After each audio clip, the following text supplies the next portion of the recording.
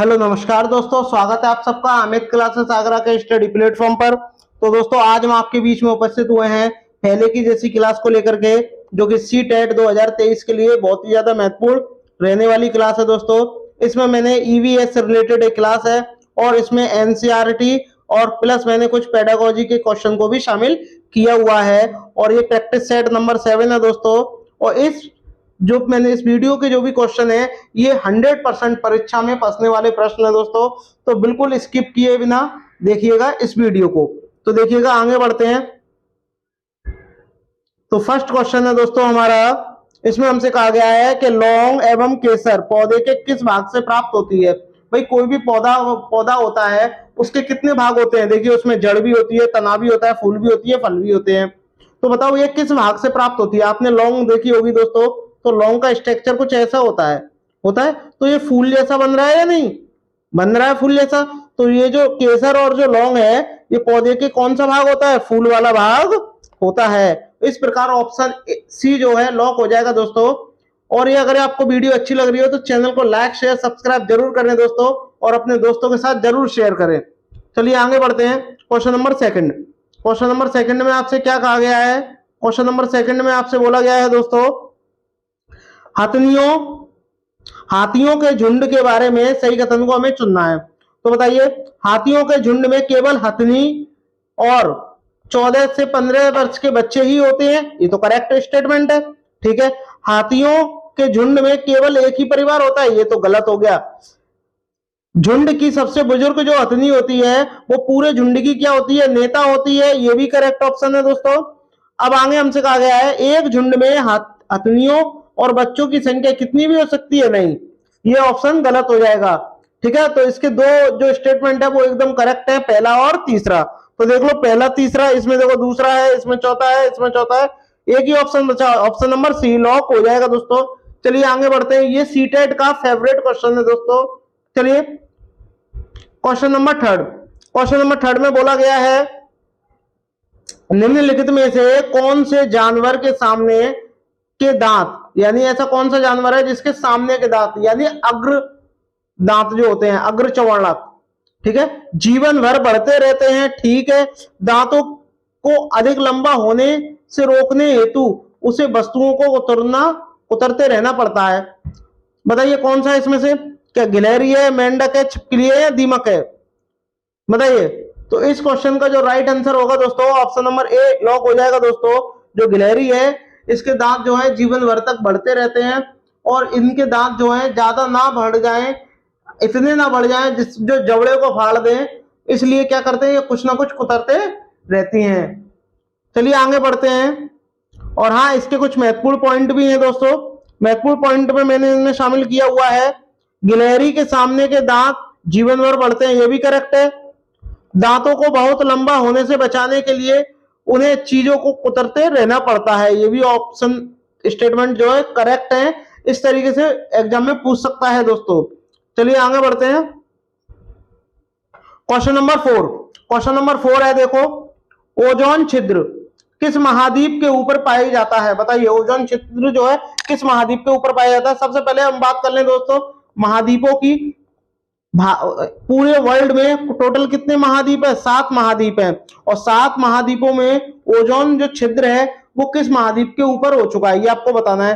क्या एशिया है, अफ्रीका है, ऑस्ट्रेलिया है या अंटार्कटिका है। बताइए 7 महाद्वीपों की चर्चा करें, 4 तो ये है ही है, 3 कौन कौन से हैं, एक आपका यूरोप, एक दक्षिणी अमेरिका और एक उत्तरी अमेरिका, ठीक है। तो आपको बताना है कि ओजोन छिद्र जो है किस महाद्वीप के ऊपर हो चुका है, तो वो आपका कौन सा है, अंटार्कटिका के ऊपर हो चुका है, ठीक है। और आपको मैं एक बात बता दूं, जो ओजोन जो छिद्र है ये किस परत में पाया जाता है, ये समताप मंडल में पाया जाता है। और समताप मंडल के साथ साथ भी ओजोन जो दिवस है दोस्तों ये कब मनाया जाता है, 16 सितंबर को मनाया जाता है। चलिए आगे बढ़ते हैं। इसके कुछ इंपॉर्टेंट फैक्ट भी हैं, देखिएगा। इसमें कहा गया है अंटार्कटिका दुनिया के 7 महाद्वीपों में से एक बर्फीला महाद्वीप है, करेक्ट है। बाकी और कोई बर्फीला महाद्वीप नहीं है, सिर्फ कौन सा महाद्वीप बर्फीला है, अंटार्कटिका महाद्वीप। इस महाद्वीप को श्वेत महाद्वीप भी कहा जाता है। वो इसलिए कहा जाता है क्योंकि यहाँ अत्यधिक चट्टाने हो, चाहे धरती हो, वो किससे ढकी रहती है? बर्फ से ढकी रहती है। ओजोन परत की खोज ब्रिटिश वैज्ञानिक फॉरमैन ने की थी। ये 99% किसी को पता नहीं होगा कि इसकी खोज किसने की थी, फॉरमैन ने की थी। चलिए आगे बढ़ते हैं। Question number 5। क्वेश्चन नंबर 5 में आपसे बोला गया है, निम्नलिखित में से वह राज्य चुनिए जहां के लोग नारियल के तेल में पकी या तली, नारियल के तेल में पकी या तली समुद्र की मछली खाना पसंद करते हैं। बताइए, क्या गोवा है, तेलंगाना है, छत्तीसगढ़ है या झारखंड है? बताइए, कमेंट करिए जल्दी से। जब तक मैं आपको बता दूं, जो आपका छत्तीसगढ़ है, यहाँ एक चीज फेमस है, वो क्या है? लाल चीटी की चटनी। लाल चीटी की चटनी बहुत ही ज्यादा फेमस है दोस्तों। ये सीटेट का ये भी फेवरेट है। अब मैं आपको बता दूं, जो नारियल के तेल में पकी हुई और तली हुई जो भी मछली खाते हैं, समुद्र की मछली, वो भारत में कहाँ है, ये आपको बताना है। तो बताइए कहाँ है, क्योंकि ये सारे भारत के ही राज्य हैं। वो कौन सा हो जाएगा? ऑप्शन नंबर आपका ए लॉक हो जाएगा, गोवा है। एक चीज और फेमस है, टेपियोका, ये भी कहाँ है? गोवा में बहुत ज्यादा प्रसिद्ध है। गोवा की राजधानी क्या है? पणजी राजधानी है। चलिए, इसके कुछ इंपॉर्टेंट मैंने पॉइंट भी शामिल किए हुए हैं, उनको देखिएगा। सरसों के तेल में पकाई गई मछली कहाँ के लोग खाते हैं? जम्मू कश्मीर के लोग बहुत ज्यादा खाते हैं। किसमें? सरसों के तेल में, मस्टर्ड ऑयल में। कौन खाते हैं? जम्मू कश्मीर के लोग खाते हैं। जबकि नारियल के तेल में पकाई गई मछली कहाँ के लोग खाते हैं? गोवा के लोग खाते हैं। बहुत ही स्वादिष्ट तरीके से खाते हैं दोस्तों। चलिए आगे बढ़ते हैं। Question number 6। 1985 में जैव विविधता, बायोडायवर्सिटी शब्द किसने दिया? ये आपको कमेंट करके बताना है। बताइए किसने दिया था? वाल्टन जी रोसेन ने दिया था, स्टीवन निको ने दिया था, अल्फ्रेड हिचकॉक ने दिया था, एडवर्ड स्मिथ ने दिया था। बताइए किसने दिया था? तो इस क्वेश्चन का जो राइट आंसर होगा दोस्तों, ऑप्शन नंबर ए लॉक हो जाएगा दोस्तों। किसने दिया था? वाल्टन जी रोसेन ने दिया था। बात करते हैं कुछ इसके महत्वपूर्ण पॉइंट है दोस्तों, वो क्या है? अंतरराष्ट्रीय जैव विविधता दिवस कब मनाते हैं? 22 मई को मनाते हैं। बहुत ही ज्यादा महत्वपूर्ण क्वेश्चन है ये। और एक महत्वपूर्ण क्वेश्चन ये है कि जो विश्व में सर्वाधिक जैव विविधता कहां पाई जाती है? विषुवत रेखा पर पाई जाती है, यानी 0 डिग्री लाइन पर पाई जाती है। भारत में सबसे ज्यादा जैव विविधता कहां पाई जाती है? केरल में पाई जाती है। और केरल को ही हम किसको बोलते हैं? क्या बोलते हैं? शांत घाटी भी बोलते हैं। क्या बोलते हैं? शांत घाटी भी बोल देते हैं। साइलेंट वैली के नाम से भी जाना जाता है। और केरल की एक खास बात और है कि यहाँ क्या है? बड़ी लंबी लंबी नावों की क्या होती है? रेस होती है। क्वेश्चन नंबर 7, इसमें आपसे बोला गया है, डल झील हमारे देश का एक प्रसिद्ध पर्यटन स्थल है। करेक्ट बात है, डल झील। डल झील की बात करेंगे अभी हम। इस झील में हाउस बोट है। करेक्ट है, हाउस बोट है, यानी एक हाउस बना होता है और उसके ऊपर क्या है? उसके नीचे बोट बनी होती है और वो पानी में तैरती है, जिसमें लोग पर्यटक रहना पसंद करते हैं, यानी घूमना पसंद करते हैं। वे शिकारा में बैठकर, शिकारा बोलते हैं उसको, शिकारा में बैठकर चप्पू चलाना चाहते हैं। यह झील जिस शहर में है उस शहर का नाम बता दो बस। ये कहाँ है? क्या उदयपुर में है, जयपुर में है, भोपाल में है, श्रीनगर में है? तो मैं आपको बता दूं दोस्तों, जयपुर को हम पिंक सिटी के नाम से जानते हैं। भोपाल को बहुत ही ज्यादा फेमस जगह है भोपाल में, और वो क्या है?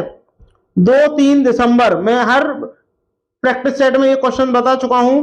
2-3 दिसंबर 1984 की रात को भोपाल गैस त्रासदी कहां हुई थी? यही हुई थी, भोपाल में। और भोपाल किसकी राजधानी है? मध्य प्रदेश की राजधानी है। चलिए आगे बढ़ते हैं। इस क्वेश्चन का जो राइट आंसर होगा कमेंट करिएगा, क्या होगा इस क्वेश्चन का? वैसे राइट आंसर जो होगा दोस्तों, वो क्या हो जाएगा? ऑप्शन नंबर डी हो जाएगा, श्रीनगर हो जाएगा। बात करते हैं कुछ इसके इंपॉर्टेंट फैक्ट की। फैक्ट क्या है इसमें देखिएगा। श्रीनगर जो है वो झेलम नदी के किनारे स्थित है, पहला पॉइंट ये है। और जम्मू कश्मीर की कुछ महत्वपूर्ण झीलें, जैसे कि मैं बता दूं, डल झील कहाँ है? जम्मू कश्मीर में। और जम्मू कश्मीर की राजधानी क्या? श्रीनगर है। ठीक है। बुलर झील भी जम्मू कश्मीर में है। नागिन झील भी है। जब नागिन वहां है तो नाग भी तो वही होगा। तो नाग झील भी कहाँ है? जम्मू कश्मीर में स्थित है। मानसवल झील भी जम्मू कश्मीर में है। शेष नाग, अनंत नाग, यानी नाग नागिन से रिलेटेड कोई सी भी झील आ जाए, वो सारी कहाँ होंगी? एक ही जगह होंगी। उसका नाम क्या है? जम्मू एंड कश्मीर में है। चलिए आगे बढ़ते हैं। क्वेश्चन नंबर 8 में बोला गया है निम्नलिखित में से पक्षियों का वह युगल, युगल का मतलब क्या होता है, जोड़ा, चुनिए जिनकी दृष्टि श्रेष्ठ होती है। दृष्टि यानी देखने की क्षमता जो है बहुत अच्छी होती है और हमारी तुलना में 4 गुना वस्तु को स्पष्ट देख सकते हैं। यानी जो मनुष्य होगा, जो मनुष्य है, मनुष्य किसी को एक्स देखता है तो ये जो पक्षी होगा, ये जो पक्षी होगा ये कितनी अच्छी तरीके से स्पष्ट देखेगा, 4x, यानी इससे 4 गुना स्पष्ट देख लेगा। तो वो बताना है इनमें से कौन सा है। तो बताइए कौन है। कौवा है और चील है, बाज है और गिद्ध है, शकरखोरा है और बाज है, कौवा है और गिद्ध है। बताइए कौन है। तो मैं आपको बता दूं, कौवा तो होता ही नहीं है, कौवा होगा ही नहीं, तो इसमें भी कौवा है और इसमें भी कौवा है, ये होगा नहीं, ये शकरखोरा नहीं होता। कौन कौन होते हैं, ये वाला ऑप्शन हो जाएगा, ऑप्शन नंबर बी लॉक हो जाएगा। मैं आपको बता दूं कौन कौन होता है। एक आपका बाज होता है, ठीक है, दूसरा आपकी चील होती है, ठीक है, ये भी, और एक आपका क्या होता है, गिद्ध होता है। गिद्ध जो होता है इसको प्रकृति का सफाई कर्मी भी कहा जाता है। और ये जो 3 जो पक्षी होते हैं ये मनुष्य से 4 गुना ज्यादा स्पष्ट देख सकते हैं। बात करते हैं क्वेश्चन नंबर 9 की। क्वेश्चन नंबर 9 में आपसे बोला गया है वह कौन सा राज्य है जहां तोरांग का अर्थ जंगल होता है। मैं आपको बता दूं एक भाषा है जिसका नाम क्या है, कुड़ुक भाषा है, और जो कि झारखंड में बोली जाती है। और झारखंड में, पूरे झारखंड में नहीं, झारखंड में एक जनजाति है, आदिवासी लोग हैं, वहां के लोग क्या है, कुड़ुक भाषा यूज करते हैं। और कुड़ुक भाषा में क्या होता है, इसका अर्थ क्या होता है, जंगल होता है। तो मिजोरम भी नहीं होगा, अरुणाचल प्रदेश भी नहीं होगा, छत्तीसगढ़ भी नहीं होगा। कौन सा ऑप्शन हो जाएगा, ऑप्शन नंबर बी हो जाएगा, झारखंड। आई होप आपको वीडियो अच्छी लग रही हो। अगर अच्छी लग रही है तो चैनल को लाइक शेयर सब्सक्राइब जरूर करें दोस्तों। चलिए क्वेश्चन नंबर 10, राज्यों का वह समूह चुनिए जिनके समुद्रीय तट अरब सागर पर है। अब आपको सबसे पहले पता होना चाहिए कि अरब सागर किधर होता है। तो चलिए इसको मैप की सहायता से हम इसको समझते हैं। देखिएगा मैप की सहायता से हम इसको समझते हैं कि मैप में किधर अरब सागर कहां होता है और बंगाल की खाड़ी किधर होती है। मैं आपको बता दूं ये जो है ये आपकी क्या है, आपका अरब सागर है, अरब सागर है, और ये जो है आपकी बंगाल की खाड़ी है, बंगाल की खाड़ी। और इसमें मैं आपको बता दूं, इसमें आपसे पूछा है कि अरब सागर की तरफ कौन कौन से राज्य स्थित हैं। तो मैं आपको बता दूं पहला गुजरात है, महाराष्ट्र है, गोवा है, कर्नाटक है और केरल है। ठीक है, कौन कौन से हैं, गोवा है, गुजरात है, महाराष्ट्र है, कर्नाटक है और केरल है। बस इतने ही 5 राज्य अरब सागर की ओर स्थित हैं। चलिए अब मैप में देख लिया आपने, अब क्वेश्चन को करते हैं। क्वेश्चन में क्या कहा गया है, क्वेश्चन के अकॉर्डिंग करते हैं। राज्यों का वह समूह बताइए जो समुद्रीय तट जो है अरब सागर पर है। तो मैं आपको बता दूं तमिलनाडु तो आपने पढ़ा ही नहीं था, ना ही उड़ीसा पढ़ा था, नहीं पढ़ा था। गुजरात है, महाराष्ट्र है लेकिन उड़ीसा नहीं है, गुजरात है, केरल है लेकिन तेलंगाना नहीं है। तो एक ही ऑप्शन बचा, ऑप्शन नंबर बी आपका। देखो अभी मैंने आपको बताया केरल बताया, कर्नाटक, महाराष्ट्र है, एक और होता है गुजरात। क्या होता है, गुजरात, और एक और है गोवा। ये 5 राज्य जो होते हैं दोस्तों ये उत्तर प्रदेश नहीं, अरब सागर की तरफ स्थित हैं। बात करते हैं क्वेश्चन नंबर 11 की। किस राज्य में फूलों की घाटी राष्ट्रीय उद्यान है। क्या उत्तर प्रदेश में है, उत्तराखंड में है, केरल में है या कर्नाटक में है। तो जब भी फूलों की घाटी की बात आए तो आपको एक बात जरूर ध्यान आएगी, वो क्या है, शांत घाटी। शांत घाटी, और शांत घाटी कहां स्थित है आपकी, केरल में स्थित है। उत्तराखंड की बात करें, जो फूलों की घाटी है वो उत्तराखंड में स्थित है।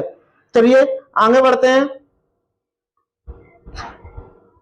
क्वेश्चन नंबर 12, क्वेश्चन नंबर 12 में आपसे बोला गया है सीएनजी यानी कंप्रेस्ड नेचुरल गैस। ठीक है, इसका मुख्य घटक है, बताइए एथेन है, प्रोपेन है, ब्यूटेन है, मीथेन है। बताइए क्या है इसका मुख्य घटक। तो मैं आपको बता दूं इसके क्वेश्चन का जो राइट आंसर होगा वो ऑप्शन नंबर डी हो जाएगा, मीथेन है। और इसमें क्या होती है, 85% जो होती है मीथेन गैस पाई जाती है। चलिए आगे बढ़ते हैं।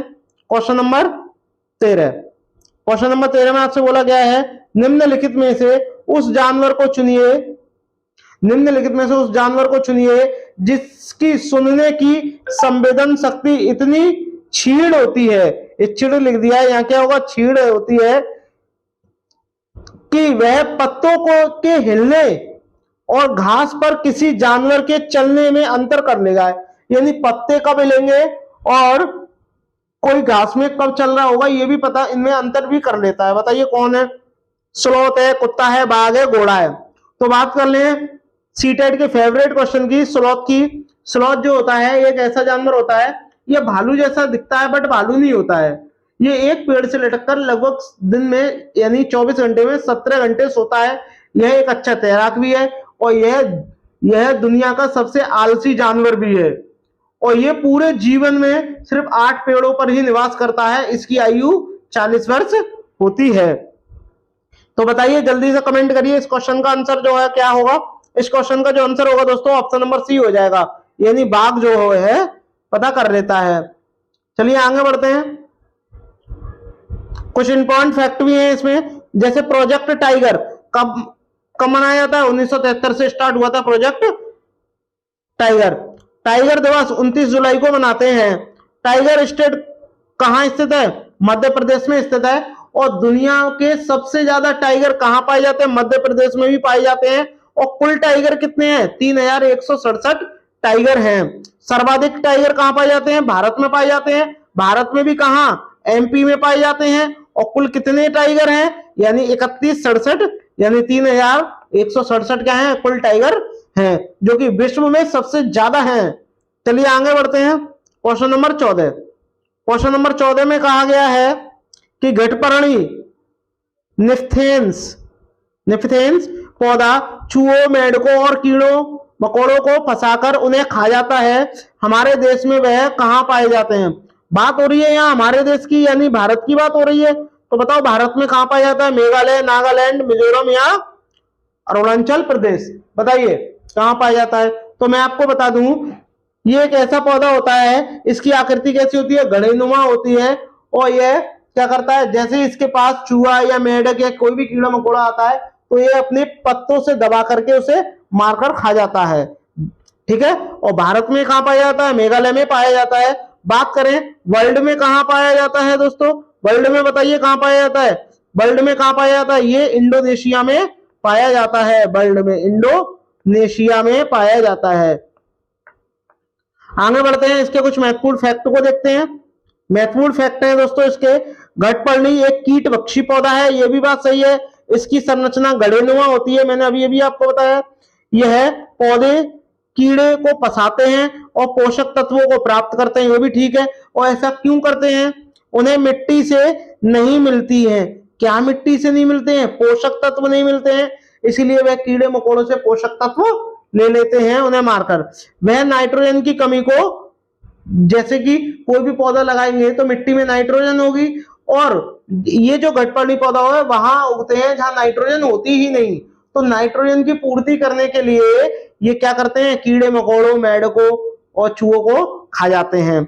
विश्व में यह पौधा इंडोनेशिया में पाया जाता है और भारत में कहां पाया जाता है? मेघालय में पाया जाता है। चलिए आगे बढ़ते हैं। क्वेश्चन नंबर 15 है। क्वेश्चन नंबर 15 में बोला गया है कि शिक्षक की सबसे महत्वपूर्ण यानी बहुमूल्य निधि है। बताइए क्या है इसकी बहुमूल्य निधि? सेवा है, वेतन है, गर्व है या छात्रों का विश्वास? सेवा होगा नहीं, वेतन होगा नहीं, गर्व होगा नहीं, क्या होगा? ऑप्शन नंबर डी, छात्रों का विश्वास। चलिए आगे बढ़ते हैं। क्वेश्चन नंबर 16, इसमें आपसे बोला गया है पर्यावरण अध्ययन में शैक्षणिक भ्रमण का मूल उद्देश्य क्या है? बच्चों की ऊर्जा को विकसित करना, ये तो नहीं हो सकता। जरूरी है क्या? छात्रों के लिए प्रत्यक्ष अनुभव, ये तो करेक्ट है। सामाजिकरण को बढ़ावा देना, टीम की भावना, ये भी गलत हो जाएगा। तो इस क्वेश्चन का जो राइट आंसर होगा दोस्तों ऑप्शन नंबर बी लॉक हो जाएगा। चलिए क्वेश्चन नंबर 17। क्वेश्चन नंबर 17 में बोला गया है दोपहर के भोजन अवकाश के बाद पर्यावरण अध्ययन पढ़ाते समय आप पाते हैं कि बच्चे पाठ में रुचि नहीं ले रहे। आप क्या करेंगे? बच्चे से कहेंगे कि वे डेस्क पर सिर रखकर आराम करें, ये तो गलत हो जाएगा, आराम तो करने ही नहीं देंगे। पाठ को रोचक बनाने के लिए बहुआयामी बुद्धि पर आधारित श्रव्य दृश्य सामग्रियों का उपयोग करेंगे। ठीक है, ये क्या हो जाएगा, ऑप्शन नंबर करेक्ट हो जाएगा। आगे और पढ़ते हैं। प्रकरण को तुरंत बदल देंगे, अरे ऐसे कैसे बदल देंगे पाठ को। पर्यावरण सॉरी बच्चों को बाहर मैदान में खेलने के लिए, ये भी गलत हो जाएगा। तो इस क्वेश्चन का जो राइट आंसर होगा दोस्तों ऑप्शन नंबर ए हो जाएगा, यानी श्रव्य दृश्य सामग्री का उपयोग करके जो आपका चैप्टर है उसको रोमांचक बनाएंगे ताकि बच्चों की क्या है उसमें रुचि उत्पन्न हो। बात करते हैं क्वेश्चन नंबर 18 की। क्वेश्चन नंबर 18 में बोला गया है पर्यावरण की शिक्षा का उद्देश्य है, बताइए क्या उद्देश्य है। पर्यावरण की सुरक्षा तथा संरक्षण, ये तो करेक्ट है। पर्यावरण के संसाधनों की अधिकता, ये भी नहीं होगा। पर्यावरण संसाधनों की न्यूनतम, ये भी नहीं होगा। इनमें से कोई नहीं है, नहीं है तो ऑप्शन नंबर ए क्या हो गया, ए लॉक हो जाएगा। पर्यावरण का पहला उद्देश्य होता है पर्यावरण की सुरक्षा और उसकी रक्षा करना। ठीक है, चलिए आगे बढ़ते हैं। क्वेश्चन नंबर 19, इसमें आपसे बोला गया है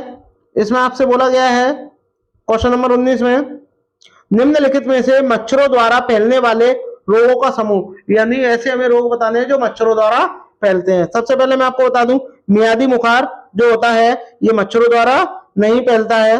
जो मियादी जो बुखार होगा ये मच्छरों द्वारा नहीं फैलता है। ठीक है, तो इसमें से क्या होगा, मियादी बुखार को पहले काट दो। ठीक है, HIV नहीं होता है, इसमें भी HIV है, ये भी नहीं होगा। देखिए क्या होंगे, एक ही ऑप्शन बचा, डेंगू है, मलेरिया है और चिकनगुनिया है। ये जो होते हैं मच्छरों द्वारा फैलते हैं। चलिए आगे बढ़ते हैं।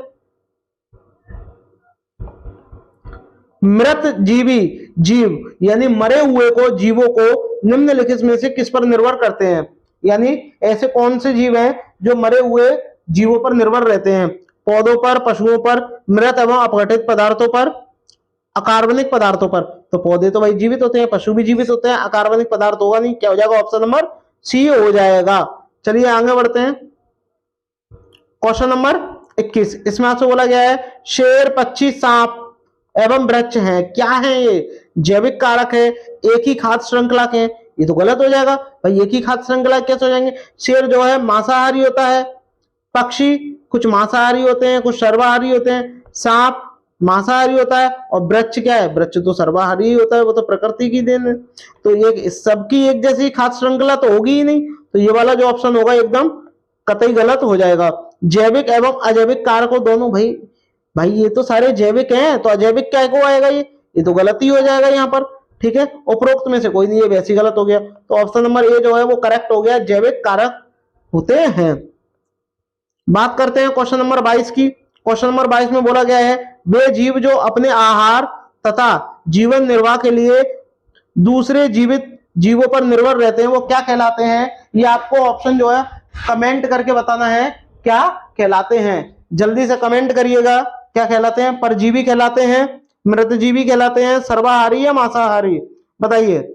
जो दूसरों पर निर्भर रहे वो परजीवी कहलाते हैं। मृतजीवी वे होते हैं जो मरे हुए को खाते हैं। सर्वाहारी सादा सिंपल खाना खाते हैं, जैसे पालक है, आलू है, गोभी है, ये सभी क्या है, सर्वाहारी है। मांसाहारी जो मांस खाकर अपना भोजन करते हैं। बात करते हैं क्वेश्चन नंबर नेक्स्ट की, क्वेश्चन नंबर 23। इसमें आपसे बोला गया है कि एस्किमो अपने घर इग्लू का निर्माण बर्फ से करते हैं, क्या कारण है, क्यों करते हैं ऐसा। ध्रुवीय क्षेत्रों में केवल बर्फ ही उपलब्ध है, ऐसा तो हो ही नहीं सकता। बर्फ ठंडी हवा और पानी को अंदर नहीं आने देती, ये भी गलत हो जाएगा। बर्फ की दीवारों के बीच में मौजूद हवा की गर्मी को बाहर जाने से रोकती है, ये करेक्ट हो जाएगा। बर्फ मुक्त मिलती है, ये तो गलत है, मुक्त तो मिलती है, इस सामग्री की कीमत अधिक होगी, ये ऐसा कुछ भी नहीं है। ऑप्शन नंबर सी जो है दोस्तों वो एकदम करेक्ट हो जाएगा। ये क्या करता है, अंदर की जो गर्म वायु हो जाती है उसको बाहर जाने से रोकती है। बात करते हैं क्वेश्चन नंबर 23 की। क्वेश्चन नंबर 23 है आपका मधु कुछ दूध खरीदती है और वह इससे बैक्टीरिया मुक्त रखना चाहती है, उसे किस प्रकार का अनुसरण करना चाहिए, उबालना चाहिए, पाश्चुरीकरण या शीतलन या हिमकरण, बताइए। तो इस क्वेश्चन का जो राइट आंसर होगा दोस्तों ऑप्शन नंबर बी हो जाएगा, पाश्चुरीकरण करना चाहिए। इससे क्या होगा, वह दूध जो होगा वो बैक्टीरिया मुक्त हो जाएगा। आप मुझे कमेंट करके बताइए कि दूध की बात हो रही है, यहाँ दूध की शुद्धता किससे मापते हैं, कमेंट करिए किससे मापते हैं। और मधु की बात हो रही है तो मधुमक्खी पालन को क्या बोलते हैं, एपीकल्चर बोलते हैं। क्या बोलते हैं, एपीकल्चर बोलते हैं, जल्दी से बताइए, दूध की शुद्धता को किससे मापते हैं? क्वेश्चन नंबर 25, इसमें आपसे बोला गया है पर्णहरित में कौन सा रासायनिक तत्व उपलब्ध होता है? कैल्शियम होता है, कैल्शियम को Ca बोलते हैं। आयरन यानी आपका क्या Fe होता है, फेरिक लोहा।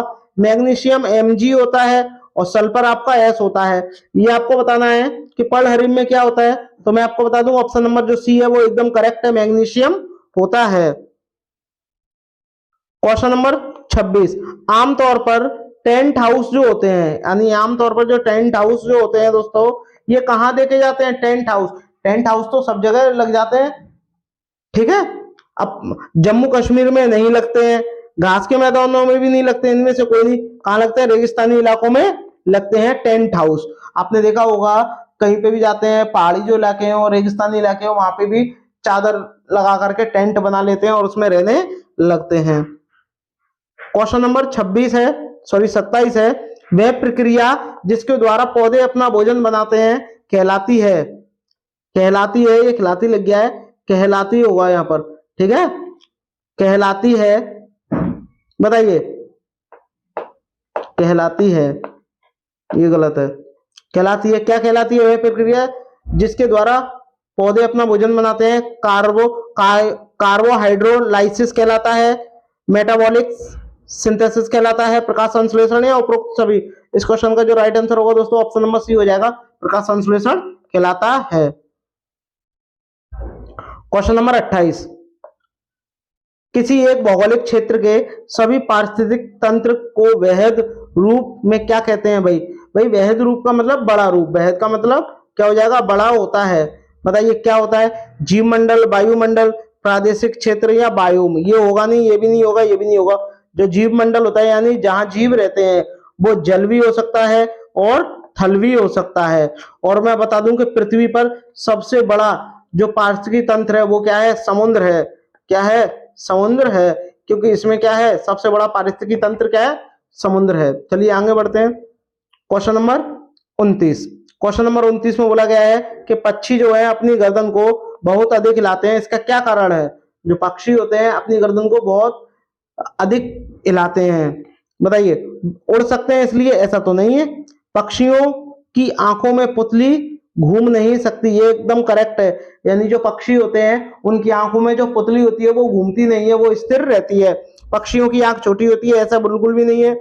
उनके उनके काम नहीं होगा, ये कान होगा। उनके कान पंखों से ढके होते हैं, ये भी गलत हो जाएगा। क्या कारण है? पक्षियों की आंखों में पुतली नहीं होती है, इसी कारण वे क्या करते हैं? गर्दन को पूरी हिलाते हैं। बात करते हैं इस वीडियो के आखिरी क्वेश्चन की दोस्तों। अगर आपको ये वीडियो अच्छी लगी हो, मेरा प्रयास अच्छा लगा हो, तो प्लीज चैनल को लाइक शेयर सब्सक्राइब जरूर करें दोस्तों, और सभी दोस्तों में शेयर जरूर करें दोस्तों। इसमें आपसे बोला गया है कि प्रकाश संश्लेषण की क्रिया के दौरान निम्न में से किस गैस का अवशोषण होता है? अवशोषण का मतलब खींचना, अवशोषण का मतलब जरूरत होता है। बताइए, नाइट्रोजन होता है, कार्बन डाइऑक्साइड होता है, ऑक्सीजन होता है या जलवाष्प? देखिए जलवाष्प होगा नहीं, ऑक्सीजन होता नहीं है, क्योंकि ऑक्सीजन को क्या है? अवशोषण नहीं करते ये ऑक्सीजन को, तो उत्सर्जन करते हैं। ऑक्सीजन का क्या करते हैं? उत्सर्जन करते हैं, ठीक है। लेकिन बात यहाँ किसकी हो रही है? अवशोषण की। नाइट्रोजन होगा नहीं, क्या हो जाएगा? ऑप्शन नंबर बी हो जाएगा। किसका अवशोषण करते हैं? कार्बन डाइऑक्साइड यानी CO2 का करते हैं, ठीक है। चलिए आगे बढ़ते हैं। आई होप आपको ये वीडियो अच्छी लगी होगी। अगर अच्छी लगी हो तो चैनल को लाइक शेयर सब्सक्राइब जरूर करें। और आखिरी में आपके लिए थैंक्स फॉर वॉचिंग दोस्तों, आपने इतने देर तक हमारा साथ दिया। चलिए आगे बढ़ते हैं, मिलते हैं।